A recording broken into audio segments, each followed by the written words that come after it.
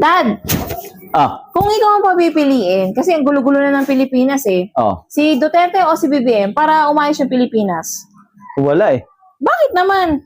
Kutsa nga na buhay ko nga, hindi ko maayos-ayos ang gulo-gulo eh. Makikialam pa ako dyan.